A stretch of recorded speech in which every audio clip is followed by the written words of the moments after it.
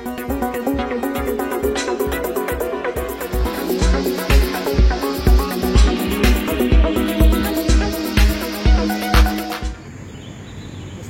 pemirsa Jauhar Effendi Channel, pagi ini saya bersyukur sekali dapat bincang-bincang dengan para pegawai P3K, pegawai pemerintah dengan perjanjian kerja. Mereka berasal dari Kabupaten Makam Ulu dan khususnya dari kecamatan terujung, yaitu Kecamatan Long Apari. Nah, bagaimana suka dukanya? Ini kebetulan mereka sedang mengikuti orientasi ya di Badan Pengembangan Sumber Daya Manusia Pemerintah Provinsi Kalimantan Timur. Selamat pagi Pak, bisa memperkenalkan diri Pak? Pagi Pak, nama saya Ubung Anyang. Agak keras sedikit Pak ya. Nama saya Ubung Anyang, saya bertugas di SD Negeri 05 Long Apari, Kampung Long Apari, perbatasan Malaysia, Indonesia. Yang mau saya sampaikan bahwa selama bertugas, saya terus terang dari 2004 saya sudah jadi guru dan beberapa kali ikut tes CPNS tidak pernah lulus dan ternyata saya lulus di tes P3K ini, ya puji Tuhan. Tetapi selama penempatan ini saya sungguh ya cukup terkendala, di mana penempatan saya sebelumnya di SMP Negeri 1 Long Apari, tapi karena tidak ada formasi, maka saya mau tidak mau ambil formasi yang ada di SD paling ujung. Terkendala terutama di transport, kemudian tunjangan-tunjangan tambahan yang dimana biaya hidup di sana cukup mahal, walaupun gaji dan tunjangan nominalnya lumayan, kata orang lumayan, tetapi bagi kami di sana sangat kurang Pak ya, karena pengeluarannya tinggi ya. Ditambah lagi dengan proses pencairan honor yang sering terkendala, itu juga yang sangat membuat kami jadi masalah. Kemudian harapan kami bahwa P3K khususnya di perbatasan Long Apari atau di Makam Ulu dan di Indonesia seluruh khususnya, supaya P3K ini ya lebih diakomodir lah, karena menurut saya, kesan saya bahwa P3K ini walaupun dikatakan ASN, tetapi tetap seperti anak tirinya pemerintah Indonesia. Iya. Terima kasih. Jadi Bapak berharap kalau bisa ya nanti bisa ke depan bisa diangkat jadi PNS gitu Pak ya? Iya. Oke. Iya. Bapak sekarang usia berapa? Saya usianya 46 tahun. 46 tahun, berarti kan kalau nanti katakanlah sampai BUP, batas usia pensiun kan 58 ya, berarti tinggal 12 tahun ini ya. Saya kalau kami kan di Susedi Dapodik, kami pensiunnya 2035. 2035, ya berarti 35 kurangi 23, berarti 12 tahun ya. Ya betul aja, tadi ya betul aja. Pak, ini ngobrol-ngobrol ya, ngomong-ngomong, kalau harga beras di sana sekilo berapa Pak? Ini fluktuasi harga di sana tidak menentu Pak. Kadang kalau banjir itu harga normalnya itu 480 satu sak, yang beras satu sak isi 25 kilo. 25 kilo. Tapi kalau kemarau itu karena barangnya susah diangkut, barangnya bisa langka dan mahal. Bahkan sampai 500 satu sak. 500.000. Ya. Kalau ayam Pak, ayam itu satu potong atau satu ekor atau 1 kilo di sana? Ada orang jual ayam bok, ayam es yang isinya itu paling 1 kilo. Itu harganya 150. Tetapi kalau ayam hidup itu harganya 400 satu ekor. Jadi yang murah apa dong Pak? Ikan ya? Ikan juga sama. Sama ikan, karena di sana juga sekarang ikannya sudah susah dicari di sungai karena sudah sungainya kecil, orangnya banyak, jadi tiap hari nangkap ikan, jadi ikannya lama-lama agak kurang. Kalau ikan per kilo ya? Iya. Kira-kira berapa ikan itu? Kalau 1 kilo? Ikan itu, contoh aja ikan emas itu 120 1 kilo. Mahal juga ya? Iya. Wah, luar biasa ini para pemirsa ya.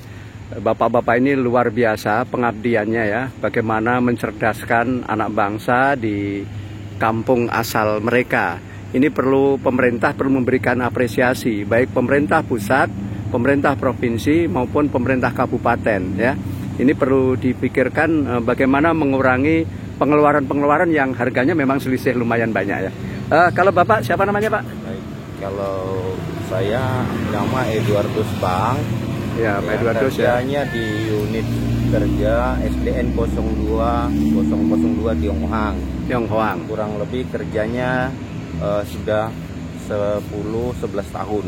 10-11 Ya, tahun. Nah, itu. Jadi harapan saya kepada pemerintah terkait dengan urusan pegawai ini, yang perlu saya tekankan untuk kemudahan itu adalah akses baik itu akses darat, udara maupun sungai. Tapi saya berharap itu akses dari internet atau komunikasi, karena itulah kendala utama baik secara individu maupun secara lembaga, Pak. Jadi di sana belum bisa ya kita mengakses 3G gitu, belum? 4G ada.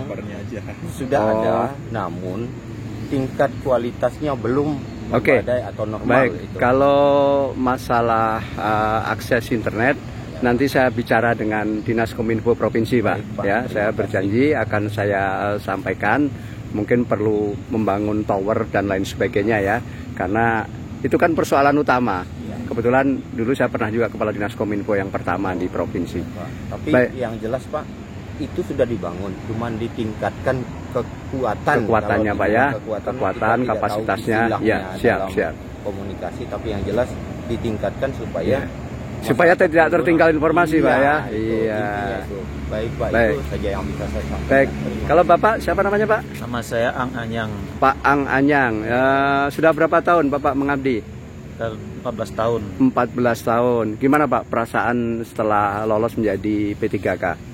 Ya, saya ucapkan puji syukur kepada Tuhan Yang Maha Esa dan terima kasih kepada pemerintah yang sudah mengakomodir kepentingan kami sebagai guru honorer yang berpuluhan tahun, dan baru kali ini kami bisa diangkat sebagai tenaga P3K yang pada saat ini kami mengikuti orientasi di Samarinda.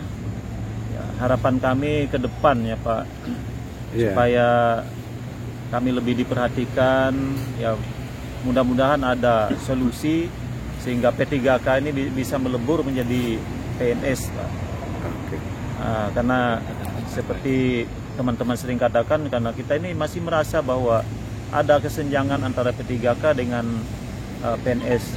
Contohnya saja di pakaian aja Pak, seragam. Nah, kadang-kadang kita disuruh pakai, bukan kadang-kadang, kita pakaian seragam kita hitam putih seperti honor. Nah, sedangkan PNS itu coklat atau warna waskat. Nah, di situ kita merasa bahwa ada kesenjangan. Sedangkan siswa ini kita suruh seragam, guru-guru ini malah tidak seragam, kan jadi ya apalah, seperti kata orang, kan kita mendidik supaya orang bisa, siswa kita bisa menghilangkan kesenjangan antara mereka, sedangkan kita sudah menampakkan kesenjangan itu. Nah, itu harapan kita. Baik. Dan kita juga merasa seperti ya masih anak tirinya pemerintah. Nah, masalah pensiun juga belum jelas, masalah tunjangan itu ini juga belum jelas. Karena memang P3K ini kontraknya 5 tahun Pak, jadi 5 tahun nanti dievaluasi, baru diperpanjang lagi. Harapan kita tuh tidak ada kontrak seterusnya gitu sampai pensiun gitu. Itu maksudnya Pak. Baik, terima kasih Pak ya masukannya. Ini sangat penting juga untuk mengambil kebijakan-kebijakan ke depan. Memang ini menyangkut kewenangan ya, ada kewenangan pusat, kewenangan provinsi, kewenangan kabupaten ya. Bapak terakhir ini, siapa Pak namanya Bapak? Marcelinus Koeng Pak. Pak Marcelinus Koeng. Berapa tahun sudah jadi guru Pak? 12 tahun Pak. 12 tahun, luar biasa ya Pak ya. Bapak tugas di mana? Di SD atau SMP? Saya ditugaskan di SDN 003 Long Penaneh.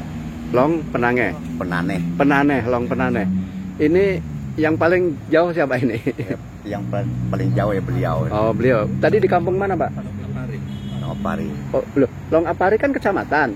Ada kampungnya. Oh, ada kampungnya. Kampungnya itu malah ujung ya, bukan di tengah ya. Saya bayangkan di tengah gitu ya. Mereka ambil nama paling ujung. Oh, itu. Apa namanya, kecamatan Loaparinya pas di tempat kami di ibu kotanya itu Tionghoa. Oh, Tionghoa. Ya.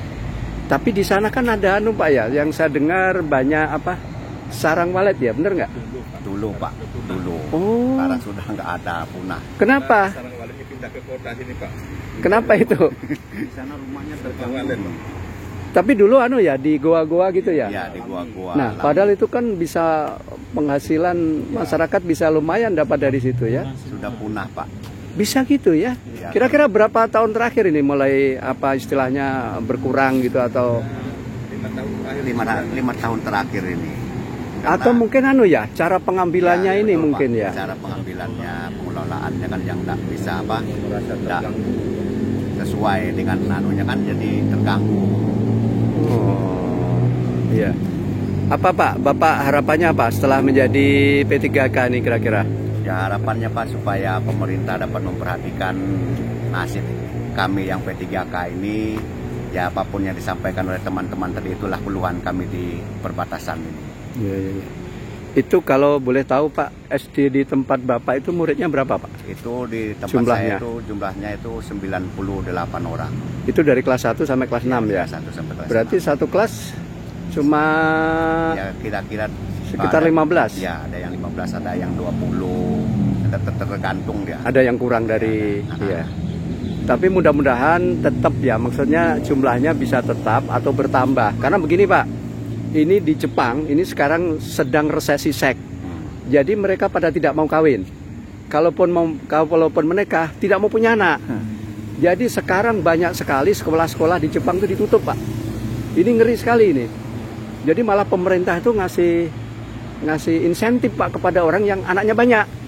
Wah coba kalau tempat kita dikasih gitu, wah itu pasti seru itu. Banyak. Iya, ini benar Pak. Jadi di negara-negara maju sekarang. Oh sudah datang. Oke, silakan selamat. Ini mau ke tempat keluarga dulu Pak ya. Oke, silakan Pak. Sudah datang kah ini ya? Ya. Terima kasih. Oh saya minta nomornya nanti ya. Bentar. Sekolah Pak. Iya. Karena pendidikan itu memutus mata rantai kemiskinan. Itu Ya, keyakinan kita Pak. itu sip. yang Ya. bisa merubah nasib kita dari petani menjadi orang yang sukses hanya pendidikan. Betul Pak. Saya itu orang tua, ibu cuma SD, bapak SMP. Tapi syukur saya sampai doktor, pernah kuliah di Australia juga gitu kan. Ini kan ya itu tadi pendidikan itu penting. Adik saya juga kuliah sampai di Inggris gitu. Dapat beasiswa karena orang tua miskin Pak. Oke, silakan Pak. Selamat ya. Ya. Oke. Ya.